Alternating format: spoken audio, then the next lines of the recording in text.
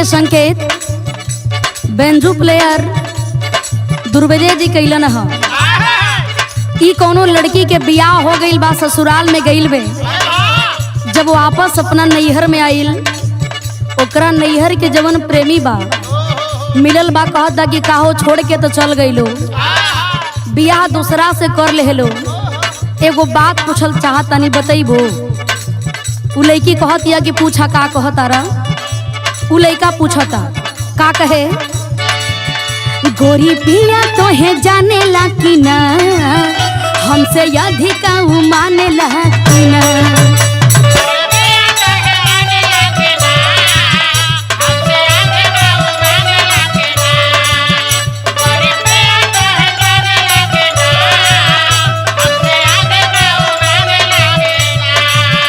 गोरी पिया तो है जाने ला कि ना, हमसे अधिक माने ला कि ना। लड़की कहे, हवे हवलदार वर्दी झारे लागेला, हवे हवलदार वर्दी झारे लागेला। मोर नथुनिए पे हो, मोर नथुनिए पे गोली सैया मारे लागेला, मोर नथुनिए पे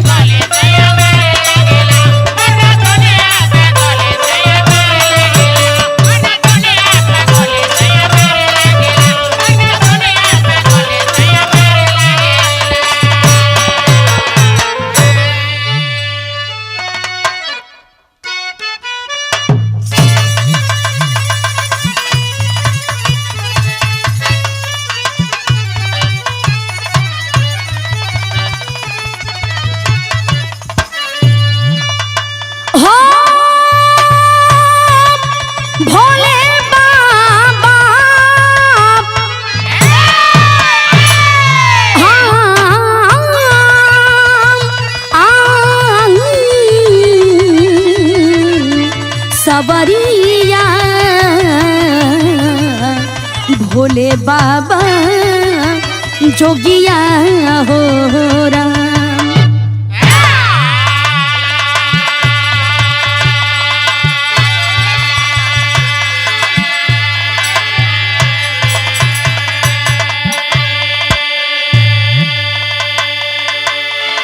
अच्छा बाबूजी, हम गायिका अंशिका कुशवाहा और आप लोगन के बीच में एक बहुत ही बेहतरीन बिरहा भेज रहल बानी।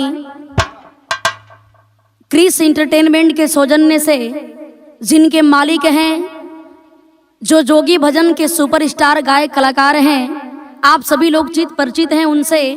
ओमकार प्रिंस जी के देख रेख में ये बिरहा आप लोगों के बीच में हमारे आवाज में जा रहा है। हमरा के आशा ना बल्कि पूर्ण विश्वास बा आप लोग ये बिरहा के सुनिहन, बहुत सारा प्यार दिहन, दुलार दिहन, और चैनल के सब्सक्राइब करिहन, शेयर करिहन, और कमेंट करके जरूर बताइहन कि बिरहा कैसन लागता। बहुत प्रकार के तमाम कांड बीरस आप लोगन के सुने के मिलेला, लेकिन एक ऐसी बिरहा, एक ऐसी अनोखी बिरहा आप लोगन के बीच में प्रस्तुत बा। आशा ना बल्कि पूर्ण विश्वास बा कि आप लोगन के पसंद आई। ये कैसन कहानी बा, भूमिका के लाइन से कहना है मास्टर।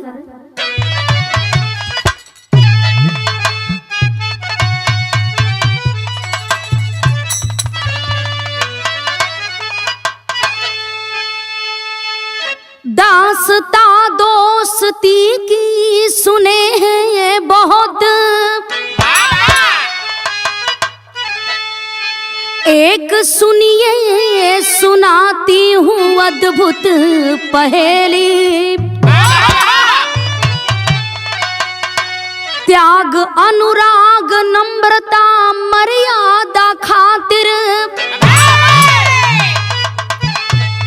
लुटाई समूल जान पर अपने खेली। साथ जिसके पढ़ी और बढ़ी लाडली, घात कर डाली उससे हुई जब अकेली। हुआ ज्ञान तो है वो सबको दिखाई, सिया राम क्या चीज होती सहेली।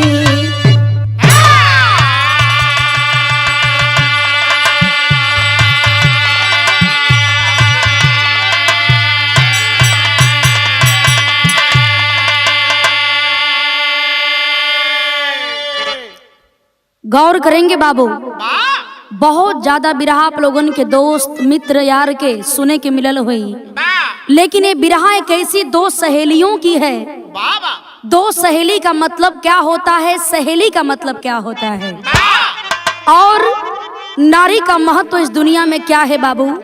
यहाँ एक लाइन गजल के लाइन से कहना है, कैसे मास्टर।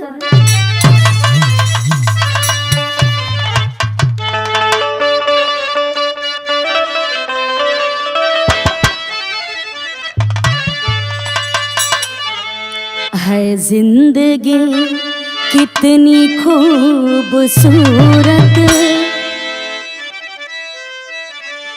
है जिंदगी कितनी खूबसूरत, जिन्हें अभी ये पता नहीं है।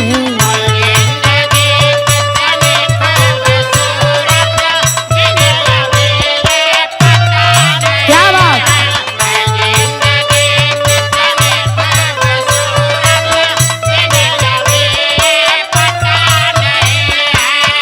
जिंदगी कितनी खूबसूरत, जिन्हें अभी ये पता नहीं है। क्यों? कोई बहुत प्यार करने वाला, कोई बहुत प्यार करने वाला, जिन्हें अभी तक मिला नहीं है। जिंदगी कितनी खूबसूरत, जिन्हें अभी ये पता नहीं है।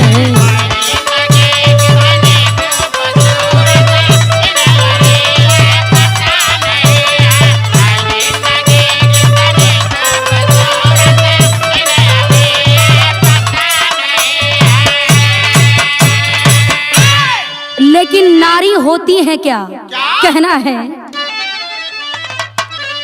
यही बहन बेटी भी यही है, यही कहाती जगत की माता,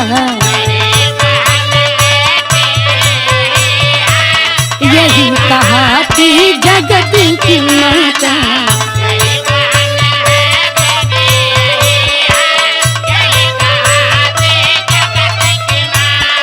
यही बहन बेटी भी यही है, यही कहाती जगत की माता। क्यों?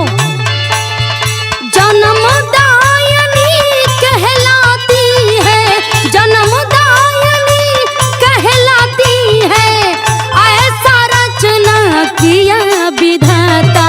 यही बहन बेटी भी यही है, यही कहाती जगत की माता।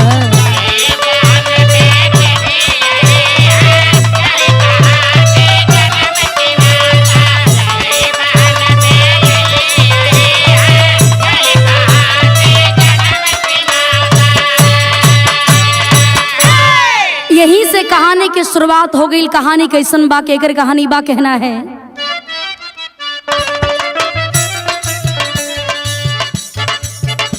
नारी से नर नारायण जहान है सारा, नारी ने अपने आंचल में सबको संभारा। कहानी कहाँ के बाद, यूपी के फैजाबाद की अजीब कहानी, यूपी के फैजाबाद की अजीब कहानी। केसर की सुता सीमा हो गई सयानी, सहेली उसकी शबनम थी जान से प्यारी, सहेली उसकी शबनम थी जान से प्यारी। माता पिता बचपन में गए बिसारी, पढ़ाई करते करते 6 साल है बीता, शबनम की बात सुन करके हो गई चिंता। गौर करेंगे बाबू, यूपी के फैजाबाद में रहे वाला एक छोटा सा परिवार, परिवार के मुखिया का नाम केसर, और केसर के एक बिटिया जेकर नाम बा सीमा। सीमा बड़ा होनहार रहलिन, ठीक उनके घरवा के कुछ दूरी पर उनकर सहेली जेकर नाम रहल बाबू शबनम, जो जात की मुसलमान थी। पढ़ाई एक में एडमिशन भइल बा, पढ़ाई का दिन जारी हो चुकल बा। पढ़ाई करते करते 2 साल 3 साल बीतल। शबनम और सीमा जब तक एक दूसरे के देखे नहीं तब तक दोनों सहेली के बीच में देखें बाबू चैन नहीं आवत बा। शबनम से सीमा रोज मिले कही बात कहें कि देखा भगवान हमने के बड़ा भाग्य से मिलेले बाड़न, हम हिंदू बानी तू मुसलमान बड़ू, ऐसे कोनो मतलब नहीं बा। लेकिन ए सहेली जब हमनी के बड़ा हो जाल जाई, जब हमनी के शादी विवाह हो जाई ना, फिर भी हमनी के दोस्ती में कभी भी दरार पड़े के ना चाहिए। ए बाबू स्कूल से ले करके, घर से ले करके, गांव से लोग ले करके एक ही बात सोचे कि बारे प्रभु आखिर आप भी इंसान को कैसा बना करके धरती पर भेजते हैं। बड़ा दोस्त मित्र यार हमनी के देखले बानी जा, लेकिन ई जोन दो सहेली बाड़ी इतना दिन हो गई, धीरे धीरे 5-6 साल के समय बीत गई, लेकिन दोनों सहेली के बीच में बिल्कुल वही तरह मिठास बनल बा। ए बाबू शबनम के माता पिता बचपन में ही छोड़ करके चल बसलन। शबनम अपने चाचा चाची के सहारे अपन पढ़ाई पूरा करत बाड़ी। जैसे ही शबनम हाई स्कूल पास कैलीन, एक दिन के बात बा, अपना सहेली सीमा के पास जा करके रोवत बाड़ी, आंख में आंसू बा, रो के एगो बात कहत बाड़ी कि देखा सहेली अब तो हमार लगत बा कि पढ़ाई बंद हो जाई।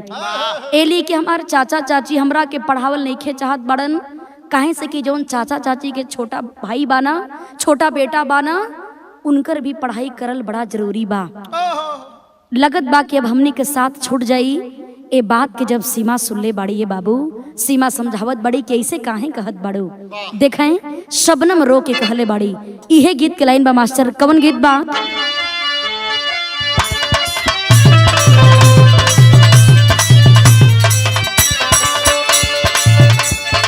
बड़ा बढ़िया गीत के संग के मास्टर कैलन। ई कोनो दुल्ही के उनकर दुल्हा मनावत आरन।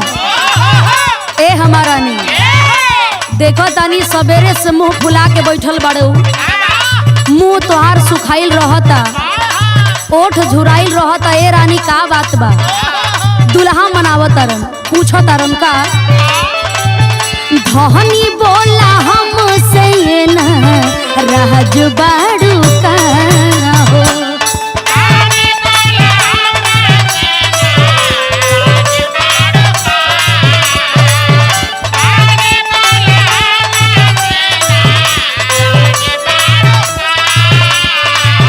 खाना पीना खइले ना आज बाड़ू का हो।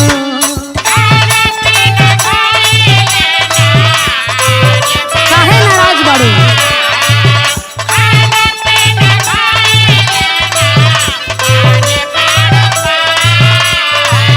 धनी बोला हमसे ये ना राज बाड़ू का हो। खाना पीना खइले ना आज बाड़ू का हो। दुल्ही कहे सुना सैया दिल आदि साड़ी हो, सैया दिल आदि साड़ी कहलर गुलाबी, हाँ गुलाबी गुलाबी, हाँ गुलाबी गुलाबी, जवना में के पहने राउर भाभी, हाँ गुलाबी गुलाबी।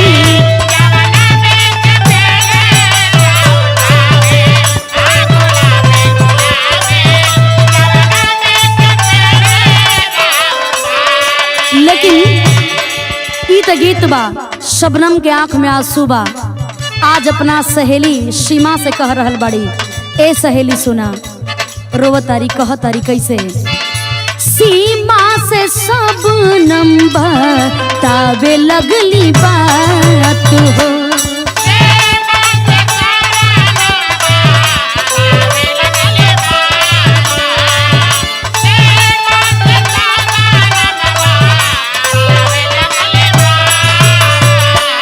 ठीक नाही बाड़े हमरा घर के हालात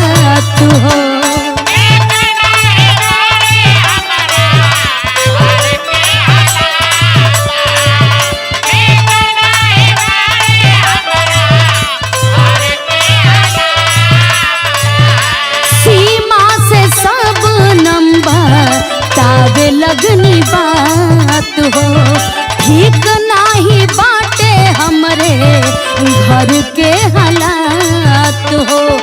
चाचा चाची कहे बेटी हो, चाचा चाची कहे ले बेटी सीखा सिलाई, अब पढ़ाई छोड़ा, अब पढ़ाई छोड़ा, खर्चा बढ़ल बा थोड़ा थोड़ा, अब पढ़ाई छोड़ा।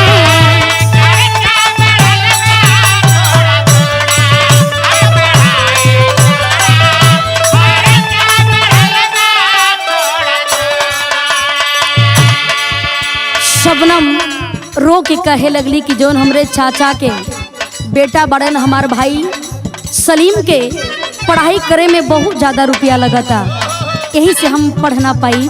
बतावत बड़ी का कहलीन,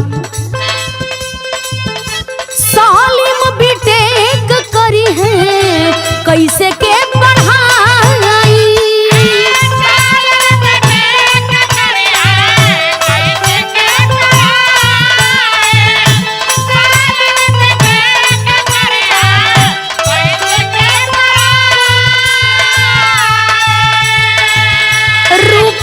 सालाना 2 लाख कैसे आई,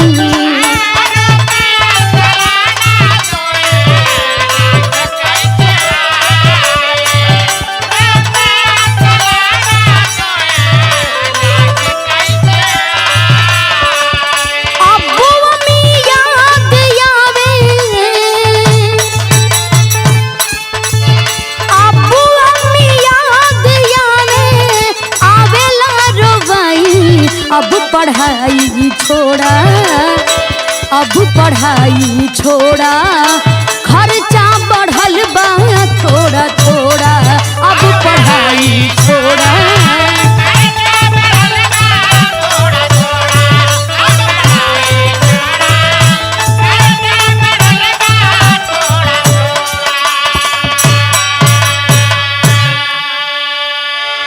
ए बाबू, शबनम रो रो करके अपना सहेली सीमा से कहे लगलीन कि अब लगत बा हमार पढ़ाई पूरा ना हो पाई, अब हमार पढ़ाई छूट जाई, ए लिए कि जौन हमार भाई सलीम बड़न ना उनके बीटेक करे के बा और साल में करीब 2 लाख रुपया लगी। हमार चाचा चाची कहले बड़े कितना पैसा कहाँ से आई, हमसे ज्यादा जरूरी हमरा भाई के पढ़ाई बा, चाचा चाची के बेटा के पढ़ाई बा। ए बाबू, इतना बतिया के जब सीमा सुनले बड़ी बारे सहेली का दर्द आज वह सीमा गले से लगा करके शबनम को रो रही है। कहे लगलीन कि देखा ई कॉलेज में इला के बाद, स्कूल में इला के बाद जबले हम तोहरा के ना देखिला ना, ए शबनम हमके चैन नहीं पड़ेला। जब तू चल जेबू तो तोहरा बिना हम कैसे रहब, कैसे जियब। ए बाबू, रो रो करके सारी मजबूरी शबनम बताती हैं। आज सीमा अपना सहेली शबनम के गले से लगा करके रोवत बड़ी, आ एगो बात कहत बड़ी। का कहली मास्टर, यहाँ एक लाइन गीत लगल,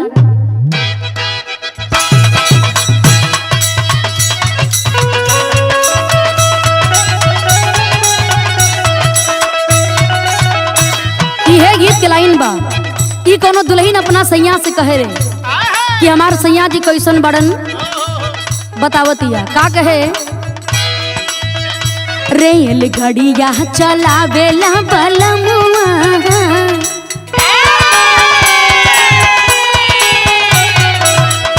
रेल गड़िया चलावेला बलमुआ, देखेला नहीं लाल झंडी,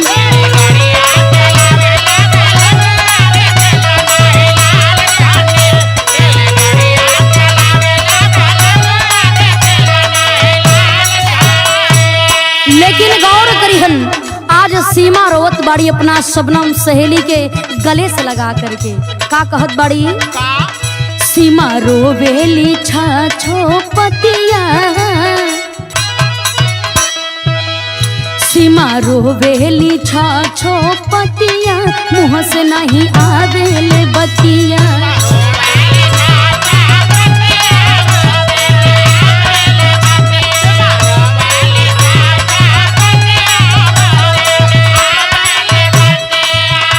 कहीं सखिया हो, का कहीं सखिया,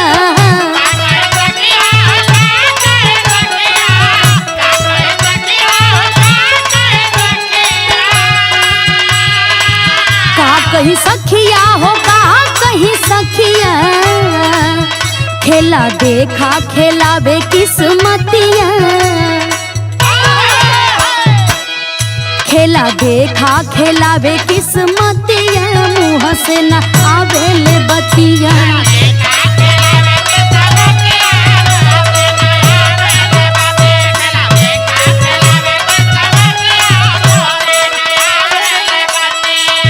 गौर करेंगे, सीमा शबनम के गले से लगा के रोवत बड़ी। आए को बात कहतरी, का कहलीन, रो रो के कहत बड़ी, सीमा के शबनम ई कसम धराई,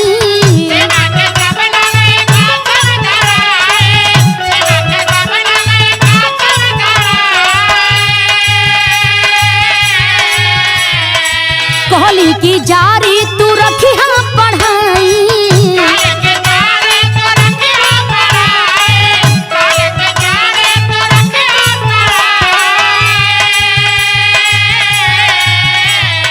कबो कबो होई मुलाकातिया, कबो कबो होई मुलाकातिया, मुँह से न आवेले बतिया।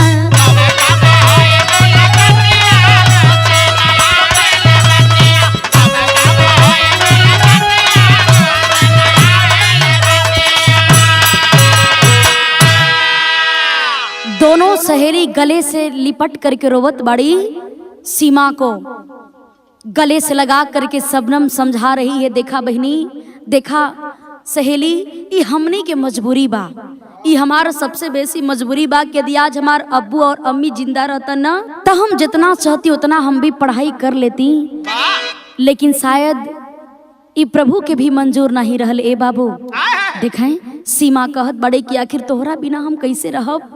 शबनम समझा रही हैं कि अब हम तो जात बड़ी, हमार पढ़ाई पूरी ना हो सकी, लेकिन तोहरा के हमार कसम बा, तोहरा के दोस्ती के कसम बा, चाहे कुछ भी हो जाए, लेकिन ए सहेली आज हमरा सर पर हाथ रख करके कसम खा करके जइहा कि हम पढ़ाई छोड़ देब, लेकिन तू अपन पढ़ाई जारी रखिया। शबनम के बात को सुन करके सीमा रोती है, कहे लगलीन सीमा रो रो के, जब तोहार दोस्ती के कसम आ गई ना, तो जितना इच्छा रही ए शबनम हम अपना पढ़ाई के पूरा जरूर करब। दोनों सहेली गले मिलती हैं बाबू, और देखे शबनम अपने घर को वापस चली आती हैं। कई दिन बीत गई, घर में बैठ करके सीमा रोवत बड़ी कि काश कहिया शबनम से मुलाकात हुई, कहिया अपना सहेली से हम मुलाकात करब। ए बाबू धीरे धीरे समय बीत रहा है, सीमा के पढ़ाई जारी बा, और उधर शबनम जा करके अपने चाचा चाची के बात में आ करके पढ़ाई के छोड़ करके गृहस्थ के जीवन यापन कर रहल बाड़ी। लेकिन देखें सीमा के पढ़ाई जारी बा।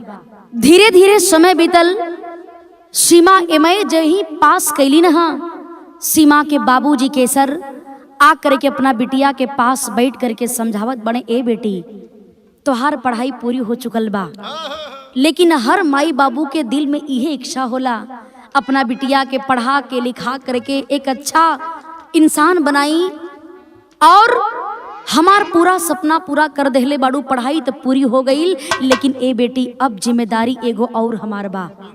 बढ़िया से लड़का देख करके यदि हम तोहार शादी कर देब ना, तो हमार जौन आखिरी इच्छा बा इहो पूरा हो जाई।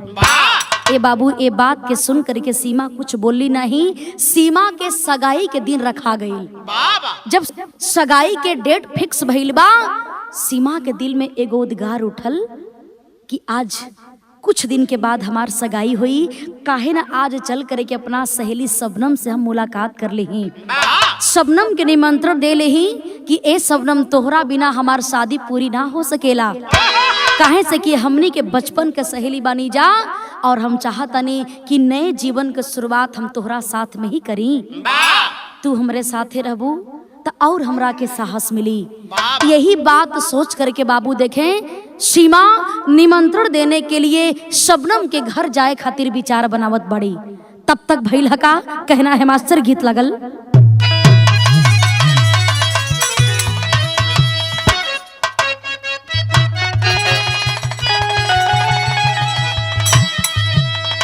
यह गीत के लाइन हो, ये गीत के स्वर्गीय रामदेव गुरु जी गावे।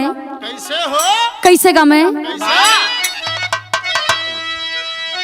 तरे नरियरवा के बारी, अरे तरे नरियरवा के बारी ऊपर श्याम गेदा लगाई दा।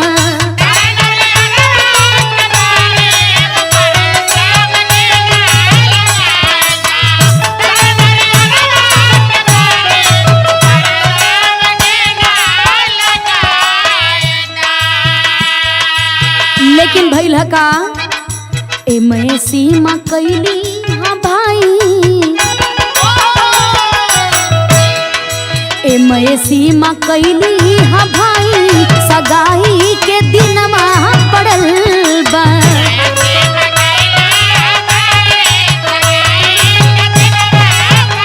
ओहो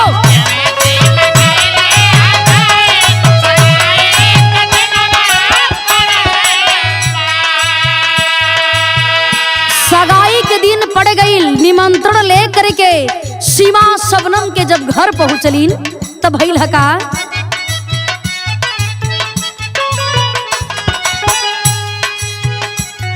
नेवता देवे गईली शबनम के घरे।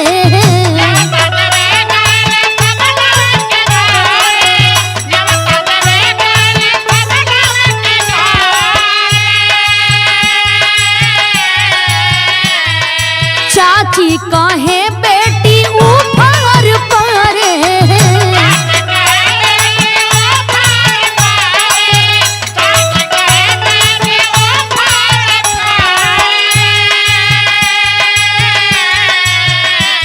आ देहले बानकिया कटाई, अरे देहले बानकिया कटाई सगाई के दिनमा पड़ल बा।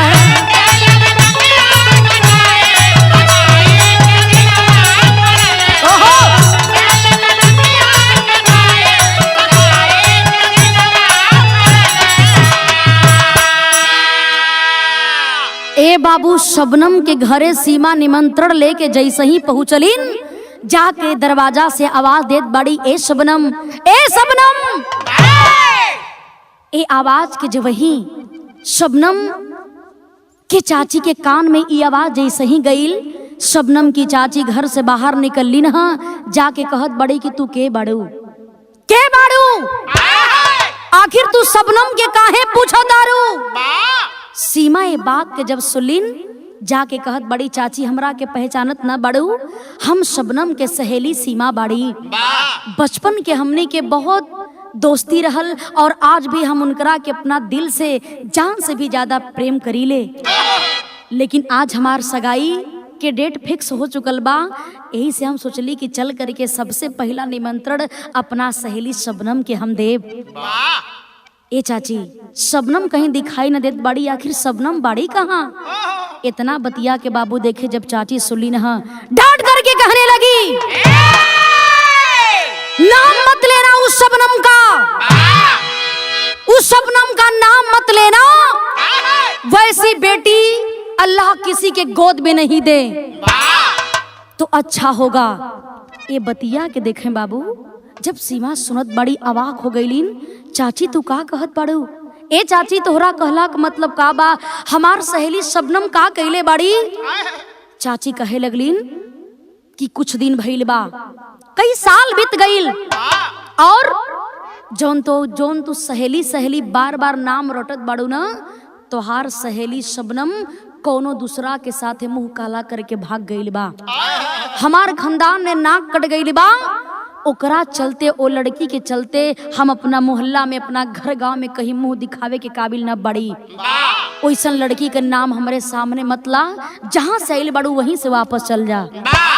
ए बाबू इतना बतिया जब सीमा सुनले बाड़ी, कहे लगलिन कि ए बात पर हम कैसे विश्वास करी, ए बात पर हम कैसे विश्वास करी। हमरा के भरोसा बा कि हमार सहेली शबनम इतना गलत कदम कबो उठाइए ना सकेलीन। ए बाबू लेकिन फिर भी सोचत बड़े कितना दिन मिलले हो गई, शायद कुछ भी हो सकेला। लेकिन बारे वो सहेली सीमा के अंदर अंतरात्मा गवाही ना देत बा। लेकिन फिर भी चाची के तरह तरह के बात के सुन करके सीमा के आंख में आंसू बा और वापस घरे चल गेली न। अपना सहेली शबनम के याद करके रोवत बड़ी कि बारे भगवान आज ही तू कैसन दिन हमरा के दिखावत बड़ा। ए बाबू देखें सीमा के शादी फिक्स हो चुकल बा, दुआरे पर बारात आवे वाली बा। ओ समय के माहौल कैसन बा, यहाँ एक लाइन गीत लगल।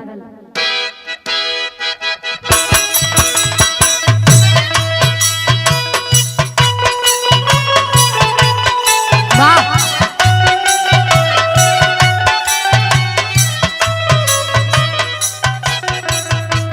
यह गीत के लाइन हो। एक गीत के माता बही लोगन शादी में कितना प्यार से गावेली। देखें पारंपरिक गीत का मतलब का होला। माता बही लोगों ने गीत के गावेली कैसे, छोटी मोटी घर के दुआरी,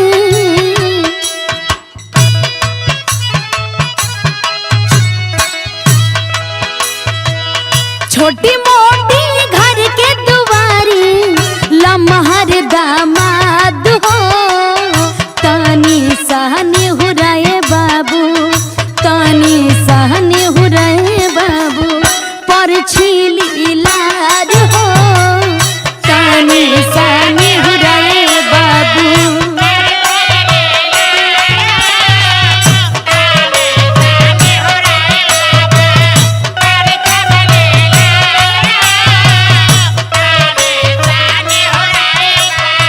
लेकिन सीमा के शादी कहाँ फिक्स भइल बा, बारात कहाँ से आवता।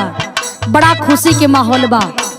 सीमा के दरवाजे पर बारात आइल कहाँ से, सीधी जिला से सज के आइली बारात हो, सीधी जिला से सज के आइली बारात हो, परछन भइल दुआरा पे, परछन भइल दुआरा पे, खुशी के बात हो, परछन भइल दुआरा पे।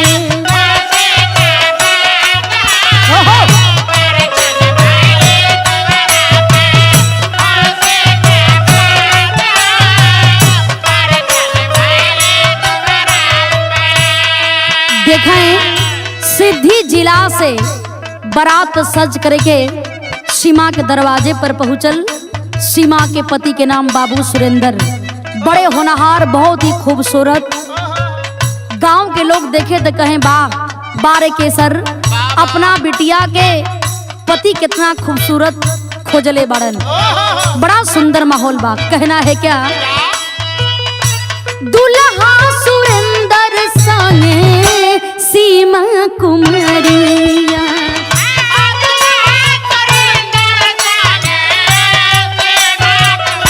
क्या बात।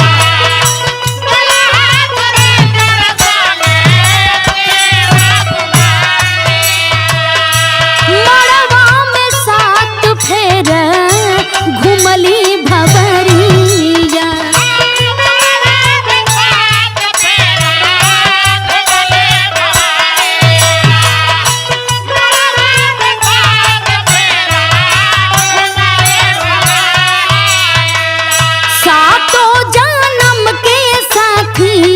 छूटे ना साथ हो, सातों जन्म के साथी छूटे ना साथ हो, ससुरा में आइली सीमा, ससुरा में आइली सीमा, मनवा हर साथ हो, ससुरा में आइली सीमा।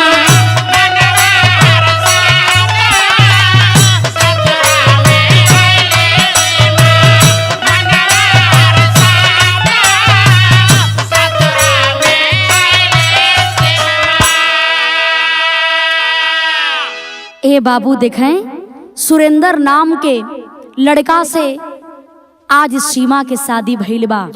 सिद्धि जिला में शादी भइल, बारात बड़ा खुशी से सज करके आइल। ए बाबू सीमा आज अपने नए जीवन का शुरुआत करे जा रहल बाड़ी।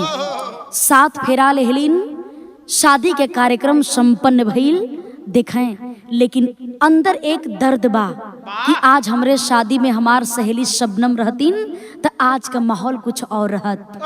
बारे सहेली सहेली सहेली का प्यार देखें। दुल्हन बन करके सीमा अपना पति सुरेंद्र के घरे जब पहुंचली न, ए बाबू शाम का वक्त बा, शाम भइल, रात के करीब 8 बजत बा, पहली रात बा। अपना रूम में बैठ करके, अपना कमरा में बैठ करके सीमा सुरेंद्र के इंतजार करत बाड़ी। अब अहन बहुत सारा बात करब, तमाम अंदर सपना सजल बा ए बाबू। लेकिन धीरे धीरे रात के 12 बज गई, 2 बज गई, लेकिन सुरेंद्र सीमा के पास वो कमरा में ना गईलन। जब ना गईलन, इंतजार करते करते धीरे धीरे सवेरा हो गईल। सीमा के दिल में बहुत बड़ियार चिंता बढ़े लागल कि आखिर ऐसन काहे भइल। इतना प्रेम से हमार माई बाबूजी शादी कैलन, दुल्हन बन करके एक घरे में हम अइलीन अपना नया जीवन के शुरुआत करे, लेकिन पूरा रात बीत गईल, हमरे पति के दर्शन भी ना भइल। ए बाबू धीरे धीरे 2 दिन 3 दिन बीतल, लेकिन बारे वह सुरेंद्र कभी भी अपने पत्नी की तरफ मुड़ करके देखता भी नहीं था। पता लगल, सोचे लगलिन सीमा कि आखिर बात का बा, आखिर बात का बा। माई बाबूजी दान दहेज में भी कोनो कमी नहीं छोड़लन, लेकिन आखिर हमार पति सुरेंद्र हमरा पास काहे नहीं आवत बड़न, हमरा से बोलत काहे ना बड़न। ए बाबू देखें, सारा सपना सीमा का चूर चूर हो जाता है। तब तक भैल का मास्टर टेरी के लाइन से कहना है,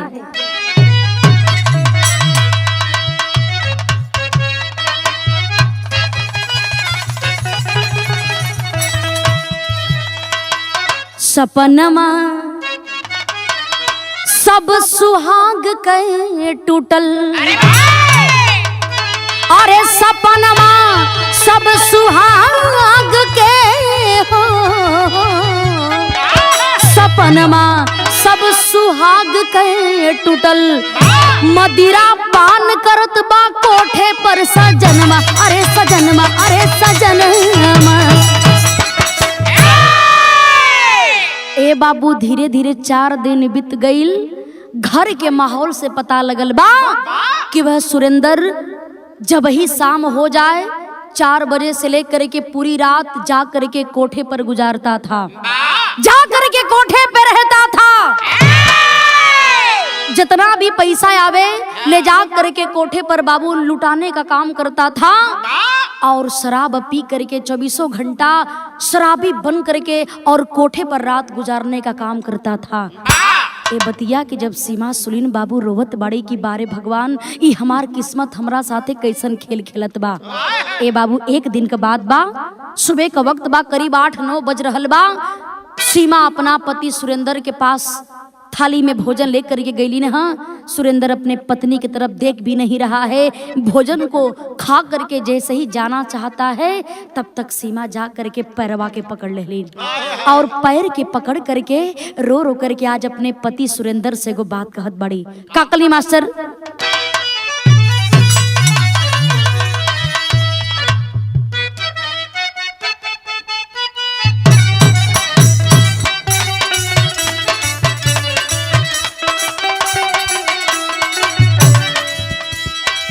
आज अपने पति सुरेंद्र के पैर पकड़ करके सीमा रोवत बड़ी, कहत बड़ी ऐसे हमार का गलती बा, हमार का कसूर बा। कहले बड़ी,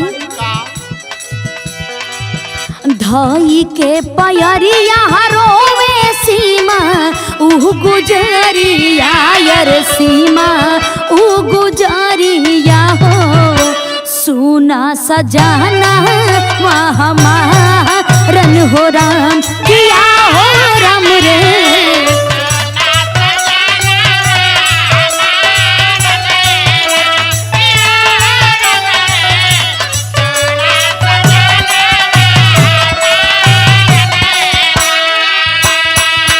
सूरा और सुंदरी से माना वहाँ हटाला स्वामी, माना वहाँ हटाला स्वामी, अब से तू कैदा तिरस्कारन हो राम, किया हो राम रे।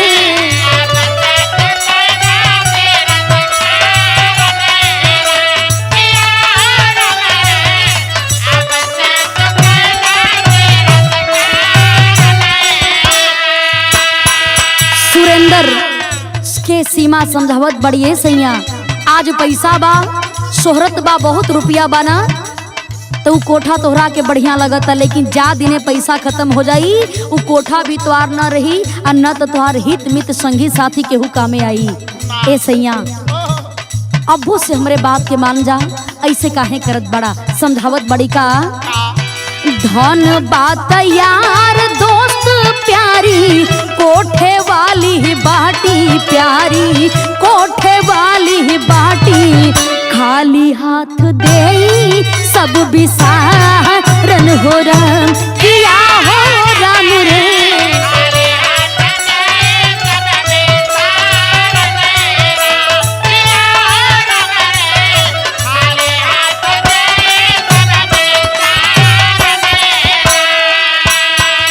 रो के समझावत बड़ी, लेकिन बारे वह पापी गद्दार, वह सुरेंद्र जब इस बात को सुनता है, बा आज उस सीमा के साथ करता है क्या,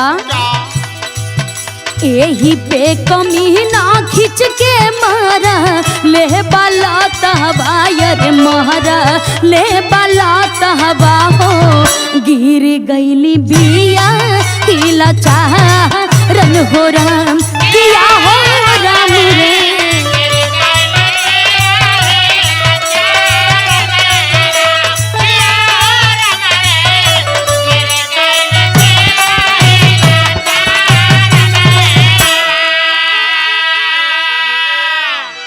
गौर करेंगे बाबू, हाथ जोड़ करके आज अपने पति के सीमा समझावत बड़ी, ए सैया आज पैसा बा, तोहरा पास बहुत ज्यादा रुपया बा ना, तो उ कोठा वाली भी तोहरा के प्यारी लगत बे, तोहार दोस्त भी तोहरा के प्यारा लगत बड़न, लेकिन जा दिने तोहार पैसा रुपया धन बेकार हो जाई, खत्म हो जाई, तोहरा काम में केहू ना आई। ए सैया अभियों से अपने चाल चलन के सुधार लाए सैया, अपने नया जीवन की शुरुआत करा। लेकिन बाह बारे वह पापी सुरेंद्र आज अपने पत्नी के बात को सुन करके गुस्से से लाल हो गया और जमीन पर लेटा करके ए बाबू अपना लाते से आज ओ अभागिन सीमा कितना मारे लगलन, इतना मारे लगलन, सीमा दर्द से तड़पत बड़ी, तड़प तड़प के कहे लगलिन कि सैया ऐसा काहे करत बड़ा सैया।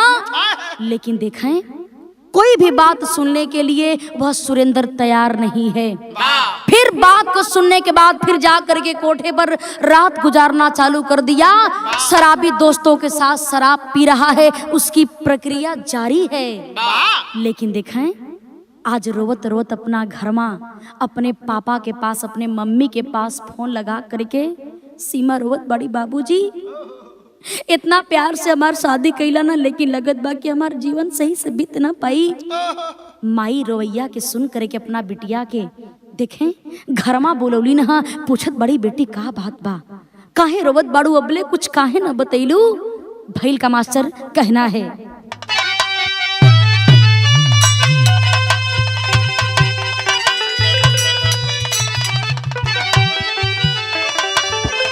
बिटिया नहीं हरियली, अरे देख हलतिया छतिया फाटल है, बिटिया नहीं हरियली, अरे देख हलतिया छतिया फाटल है, माई बाप से कहानी सब हलतिया छतिया फाटल है।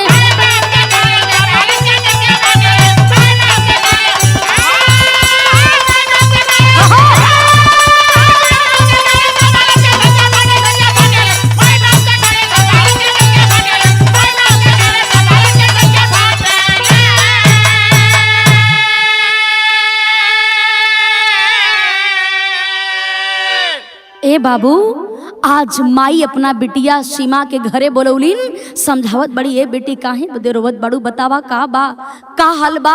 देखे में सुरेंद्र तो बड़ा खूबसूरत लड़का बड़न, बड़ा अच्छा नौकरी भी करेलन, बिटिया का तोहरा के खुश नहीं रखत बड़न।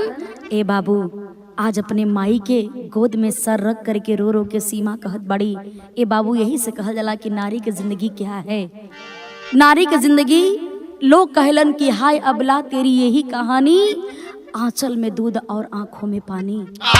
सीमा आशा पीड़ा सह करके अपना नैहर में आ करके सारी बात बतौलिन कि ए माई ओ घर के सवारे का हम बहुत कोशिश कैलिन, बहुत प्रयास कैलिन, लेकिन हमार पति हमरे कहू बात के माने के तैयार नहीं बड़े। उ कोठा पर जा करके सारा पैसा कमाई लुटावेलन। दिन में अपना शराबी कबाबी दोस्तन के साथे रह करके शराब पी करके हमेशा बेहोश रहेलन। ए माई आखिर हमार जिंदगी कैसे बीती। इतना बतिया कि जब माई सुले बाड़ी वो हमा गुस्से से लाल हो जाती है। कहती है बस बिटिया अब तोरा के ज्यादा सहन कैला के काम नहीं बा। ए बेटी तू चिंता मत करा बही, तोहार माई बाबू दोनों लोग जिंदा बड़न। तोहार दूसरा घर शादी कर दिहल जाई, अपने जीवन के शुरुआत तू फिर से चालू करी है।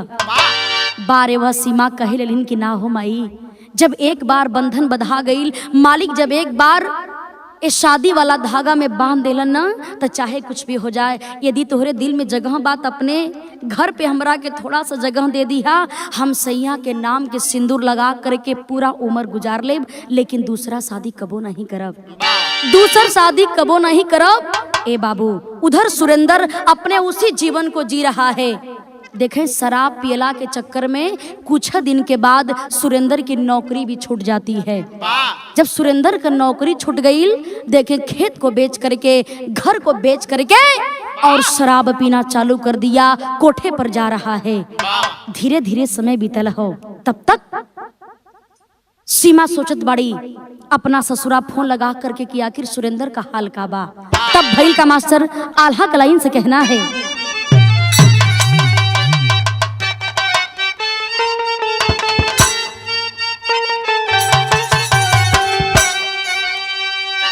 हवसी हवास के धुन में, हवसी हवास के धुन में कुल बिल बबले बाबू।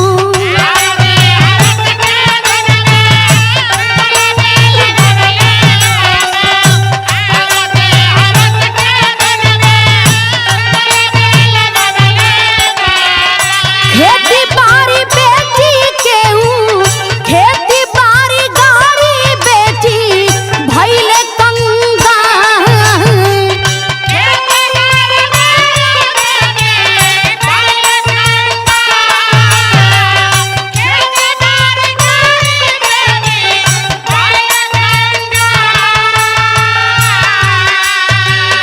देहली भगाई मीना बाई कोठवा से बाबू।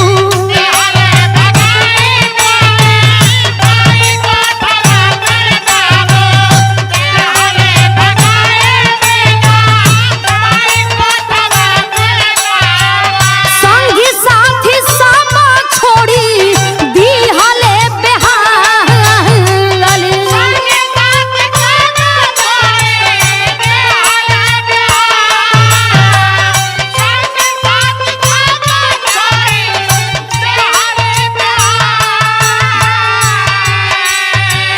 रोग से ग्रस्त होके भीख मांगे लगले भैया।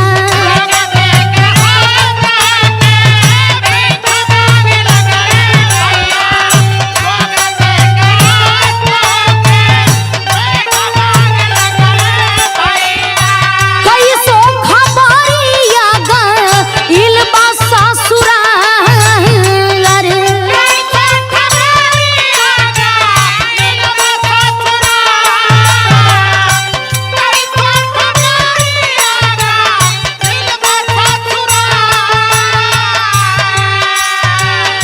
पवते खबरिया सीमा आइली दुल्हनिया भैया।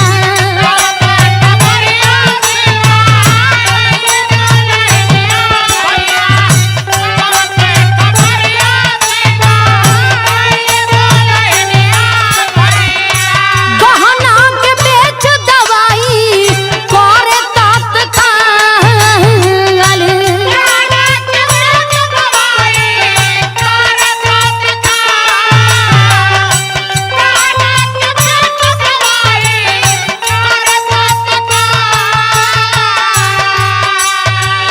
ए बाबू आज नशा के लत में, कोठा के लत में नौकरी छूट गई। सुरेंद्र आज अपने घर को बेच दिया, अपने गाड़ी को बेच दिया, खेत को बेच करके बिल्कुल कंगाल हो जाता है। जब पैसा ना रहल, जब कोठा पर गईलन हाँ, जो कि इतना रुपया लुटैला के बाद भी जो कोठे की मालकिन थी जिसका नाम था मीनाबाई, बहुत ही खूबसूरत, खूबसूरती का कोई जवाब नहीं। जब मीनाबाई देखती है कि यह सुरेंद्र बिल्कुल कंगाल हो चुका है, इसके पास फूटी कौड़ी नहीं है, लात मार करके भगा देती है। भाग जाओ हमारे सामने से, तुम्हारा कोई काम नहीं है। ए बाबू देखें, धीरे धीरे सुरेंद्र के कई प्रकार का रोग भी पकड़ ले बा, कई प्रकार रोग से ग्रसित भी हो गईलन, दर दर कर ठोकर खाए लगलन, भीख मांग के जीवन बितावत हुवन। लेकिन ए बतिया के पता देखे जब सीमा के चलल कि हमरे सैया के ई कंडीशन बा, बारे वह सीमा अपने पत्नी धर्म को निभाने का काम कर रही है। और देखें दौड़ करके आज अपने ससुराल में अपने सैया के हालत के देख के समझावे लगलीन। लेकिन अब पछताए का होए जब चिड़िया चुग गई खेत। इस लोग कलन के बिना विचारे जो करे सो पाछे पछताए। ए बाबू सुरेंद्र रोवत हुन। देखें बाबू, सिद्धि अस्पताल में सुरेंद्र के इलाज चलत बा। तुरंत तत्काल ही सीमा अपने पूरा गहना के बेच करके अपने सैया के दवाई करे लगलीन। लेकिन तब्बो कोनो सुधार नहीं हो रहल बा। जब सुधार नहीं होत बा, डॉक्टर आकर के एक बात कहते हैं। का कहलन?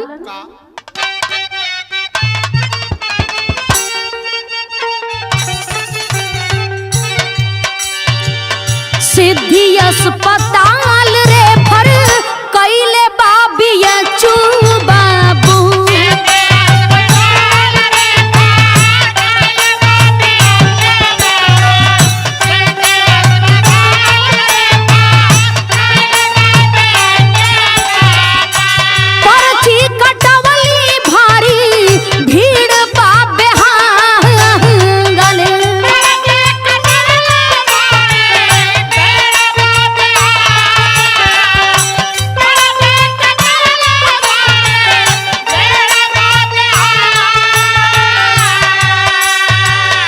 लाइन में इनके आगे आईली एक गुजरिया भैया।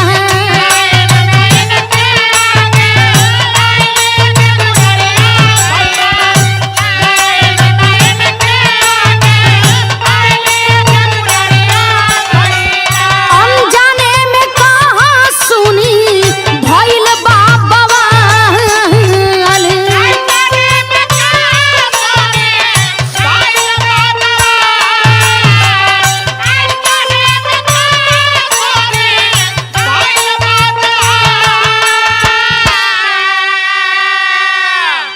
गौर करेंगे बाबू, सिद्धि हॉस्पिटल में सुरेंद्र के इलाज चल रहा बा, लेकिन डॉक्टर आ करके जवाब दे दिए इन्हें हम बचा नहीं पाएंगे, इन्हें बीएचयू लेकर के जाइए, बनारस बीएचयू लेकर जाइए, सारी सुविधा वहां पर उपलब्ध है, कम खर्च में दवाई भी मिल जाई और सुरेंद्र स्वस्थ भी हो जाएंगे। ए बाबू, इहे बतिया सुन करके बारे वह सीमा आज अपने पति के इलाज खातिर अपने पति को लेकर के बीएचयू में एडमिट करावे खातिर रही न। बड़ा भीड़ बा बीएचयू में, बहुत काफी भीड़ लगल बा। सोचे लगलीन कितना भीड़ बादी हमरे सैया के इलाज ना होई तो हमारे पति सुरेंद्र दम के तोड़ दिहन। ए बाबू देखें बहुत काफी भीड़ बा और भीड़ में जा करके सीमा भी लाइन लगा करके खड़ा बाड़ी। जब सीमा लाइन लगा करके खड़ा बाड़ी, देखें सीमा के पिछवा एक और लड़की है जो दुल्हन के रूप में सज धज करके पीछे खड़ी है और बार बार सीमा के धक्का दे रहल बाड़ी। सीमा पीछे मुड़ के देखत बड़ी कलीन कि तू हमरा के धक्का काहे देत बड़ो, हमरा के भी दवाई लेवे के बा, तोहरा के भी दवाई लेवे के बा, यदि तोहरा के जल्दी बात तू जाके डायरेक्टर डॉक्टर साहब से काहे न मिलत बड़ो। छोटी छोटी बात के लेकर के ओ लड़की से और सीमा से तकरार चालू हो गई। जब तकरार चालू हो गई, ए बाबू तकरार चालू हो गई, लेकिन एक तक सीमा वो लड़की के तरफ देख रहल बाड़ी, वो लड़की सीमा के तरफ देख रहल बा, लेकिन फिर भी दोनों के बीच में झगड़ा चल रहल बा। लेकिन देखें जब धीरे धीरे कुछ टाइम बीतल बा, तब तक देखें उधर से पर्ची कटल, देखें पीछे वो लड़की बार बार कह रहल बे कि बहुत पहले से हम खड़ा बानी, तू हमरा आगे कहाँ से आ गइलू। ए लेके पहले हमार पर्ची कटल बा, तू ध्यान से सुनिया, सबसे पहले हमार नाम बुलाई आ तोहरा से पहले दवाई हमरे के मिली। यह बतिया सुन करके सीमा भी गुस्से से लाल बड़ी, वो लड़की भी गुस्सा से लाल बे। तब तक देखे अंदर से आवाज आइल बा। वो आवाज कैसन बा, केकर आवाज हो, कहना है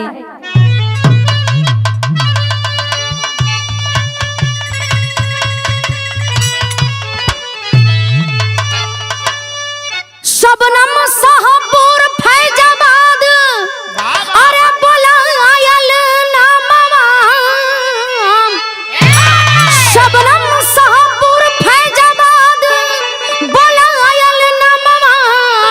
अरे बरसे सीमा के नया नवा ना माने मनवा।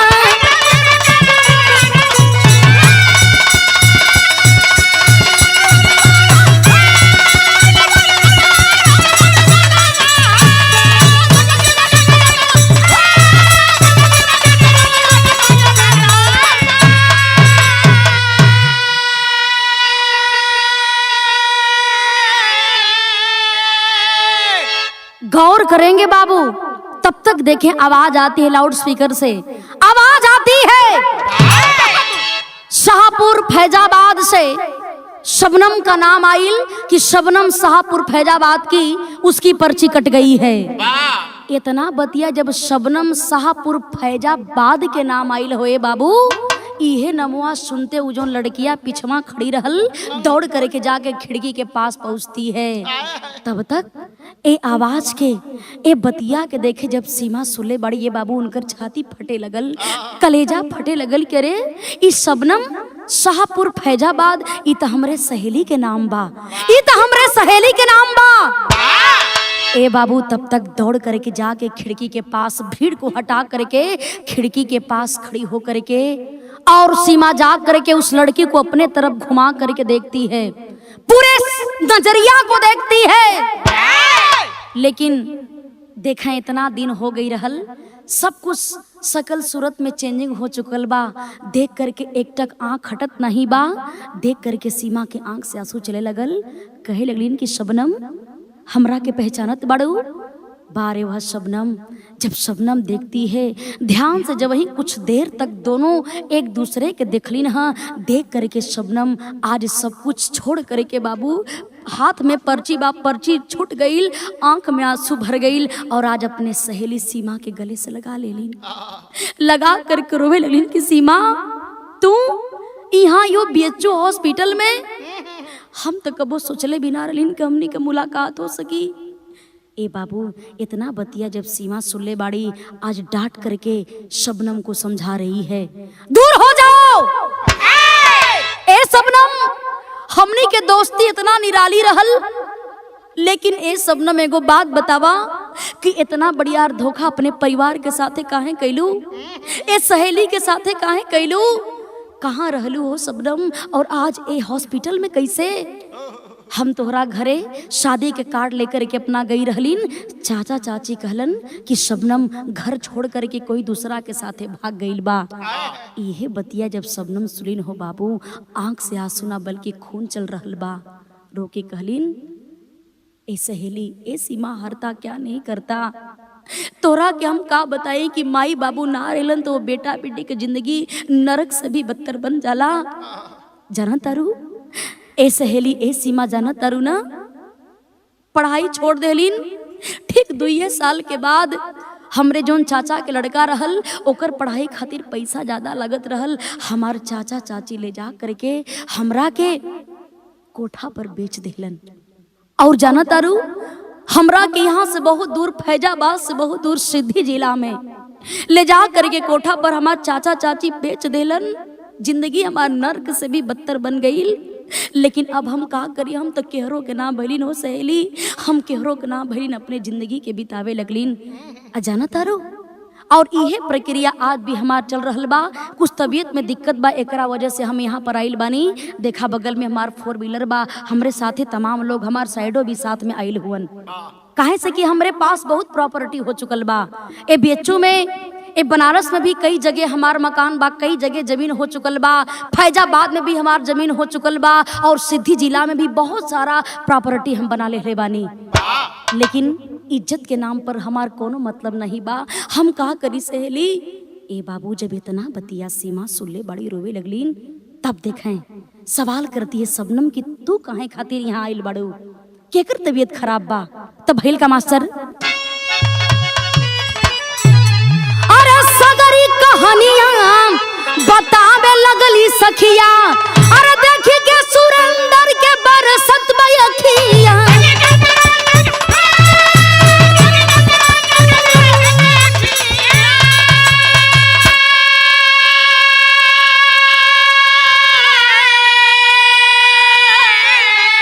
वापस कई दिहली अरे उनकर सारा धनवा, वापस कई दिहली अरे उनकर सारा धनवा, बरस सीमा के नयनवा न माने मनवा।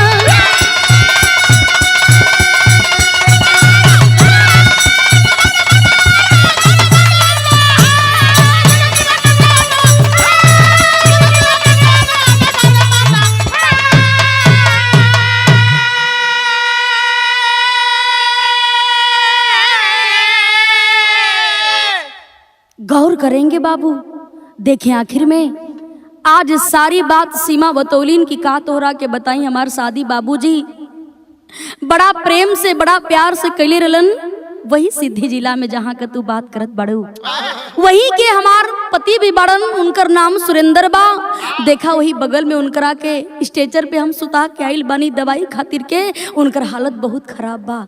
वो दारू पी करके नशा में चूर होकर के अपन सब कुछ गवा देहलन। जब सुरेंद्र के तरफ जा करके आज उस शबनम देखले बाड़ी, देख करके कहत बाड़ी कि हे भगवान, हे प्रभु, हमरा से कितना बड़ियार भूल हो गई, हमरा से कितना बड़ियार गलती हो गई कि आज एक सहेली हो करके सहेली के घर के उजाड़े का हम काम कैले बानी। जब सुरेंद्र की नजर शबनम के तरफ पड़ल, देख करके सुरेंद्र कलन की मीना बाई तू यहाँ यहाँ कैसे? ए बाबू, शबनम के आंख में आंसू बा, रोवत बाड़ी कलिन की बस अब कुछ कहला के काम नहीं बा।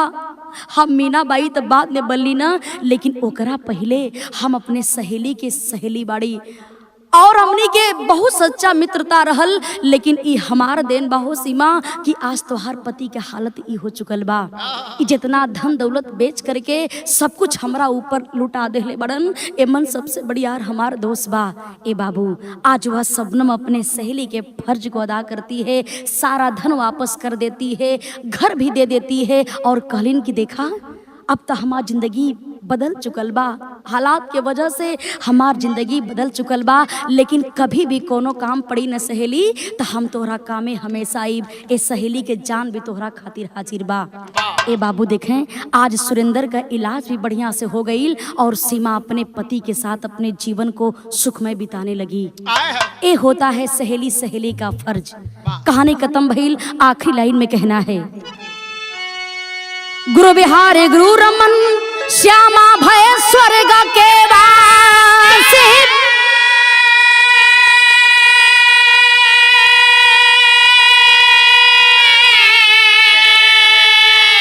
विश्वनाथ सीताराम भरत जी, अरे राजेंद्र अभिलाषी,